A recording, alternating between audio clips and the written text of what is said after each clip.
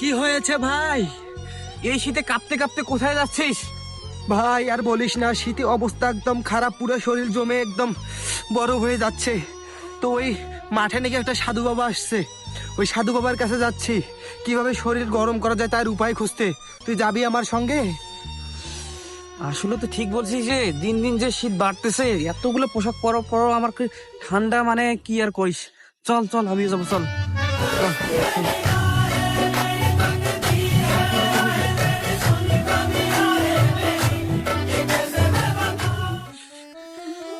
বাবা কিছু উপায় বলে দাও বাবা, শীতে আর ঠান্ডায় বাঁচতেছি না বাবা, কিছু উপায় বলে দাও। শোনো বাচ্চা, আমি তোমাদের সব মনের কথা বুঝতে পেরেছি, তাই আমি তোমাদের জন্য দুইটি উপায় খুঁজে পেয়েছি।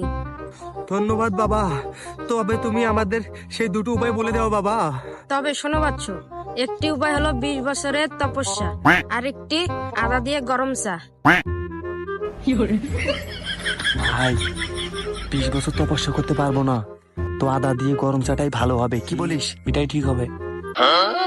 বাবা আমরা 20 বছর তো অপেক্ষা করতে পারবো না বাবা, কারণ শীতে আমাদের শরীর বরফ হয়ে গেছে বাবা, তো আমাদেরকে আদা দিয়ে গরম চাটাই দাও। মা তপস্যা, 2 কাপ আদা দিয়ে গরম চা নিয়ে আসো তো। হ্যাঁ বাবা, এখনই নিয়ে যাচ্ছি। নাও বাবা।